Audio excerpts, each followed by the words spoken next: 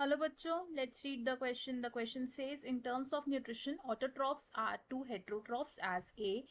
Kelps are two diatoms. B. Archaea are two bacteria. C. Slime molds are two algae. D. Algae are two slime molds. Question में हमसे पूछा है कि mode of nutrition के terms में autotrophs और heterotrophs एक दूसरे से ऐसे रिलेट करते हैं जैसे कि हमें चार ऑप्शंस दिए हैं। इन चार ऑप्शंस में से हमें करेक्ट ऑप्शन चूज करना है। तो let's start with the key concept first. तो इस क्वेश्चन में हमारा की कॉन्सेप्ट होगा mode of nutrition. Mode of nutrition.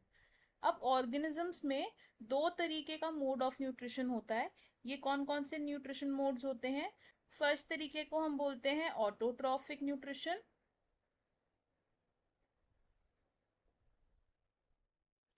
और सेकंड को हम बोलते हैं हेटेरोट्रॉफिक न्यूट्रिशन। ऑटोट्रॉफिक न्यूट्रिशन वो होता है जिसमें ऑर्गेनिजम्स किसी और पर डिपेंडेंट नहीं होते न्यूट्रिशन के लिए, और वो अपना खाना खुद सिंथेसाइज करते हैं या खुद प्रोड्यूस करते हैं। इसमें हम लिखेंगे organisms are not dependent on anyone for nutrition। और हेटेरोट्रॉफिक न्यूट्रिशन वो होता है जिसमें ऑर्गेनिजम्स किसी और ऑर्गेनिज्म पर या किसी और सोर्स पर डिपेंडेंट होते हैं फॉर न्यूट्रिशन। तो इसमें हम लिखेंगे ऑर्गेनिजम्स आर डिपेंडेंट। अब जो एल्गे होती है, एल्गे, एल्गे क्या होता है? एल्गे होता है एक सिंपल थैलॉइड ऑर्गेनिज्म जिसका मोड ऑफ न्यूट्रिशन क्या होता है? ऑटोट्रॉफिक। ये क्या है? सिंपल थैलॉइड ऑर्गेनिज्म, और इसका मोड ऑफ न्यूट्रिशन क्या था? ऑटोट्रॉफिक। तो इसलिए एल्गे को हम क्या बोलते हैं? ये क्या है? एक ऑटोट्रॉफ। दूसरे तरीके का ऑर्गेनिज्म हमारे पास क्या है? Slime moulds. Slime moulds. Slime moulds क्या होते हैं? स्लाइम मोल्ड्स होते हैं सैप्रोफिटिक प्रोटिस्ट्स। सैप्रोफिटिक प्रोटिस्ट्स। और ये जो स्लाइम मोल्ड्स हैं, ये डिकेइंग और डेड ऑर्गेनिजम्स पर या डेड मटेरियल पर डिपेंडेंट होते हैं अपने न्यूट्रिशन के लिए। तो इसलिए इन्हें हम क्या कहते हैं? ये होते हैं heterotrophs. They are dependent on decaying materials या फिर ऑर्गेनिजम्स फॉर न्यूट्रिशन।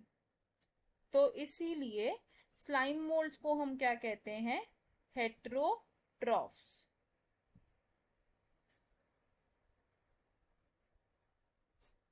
तो अब हमें हमारे क्वेश्चन का आंसर मिल गया। क्वेश्चन में हमसे क्या पूछा था कि autotrophs is to heterotrophs as, तो हम लिखेंगे आंसर में एल्गे एंड स्लाइम मोल्ड्स। तो हम इसको किस तरीके से रिप्रेजेंट कर सकते हैं कि autotrophs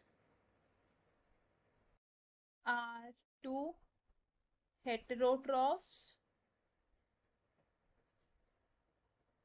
as algae are to slime molds। algae are to slime molds। हम इसे ऐसे भी लिख सकते हैं कि ऑटोट्रॉफ कौन होते हैं? एल्गे।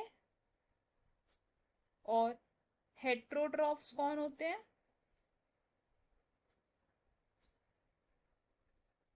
Slime moulds. तो गिवन ऑप्शंस में से हमारा करेक्ट ऑप्शन क्या है? Option D. तो हम इसे लिखेंगे ऑप्शन डी इज करेक्ट। अब देख लेते हैं कि बाकी ऑप्शंस क्यों इनकरेक्ट है।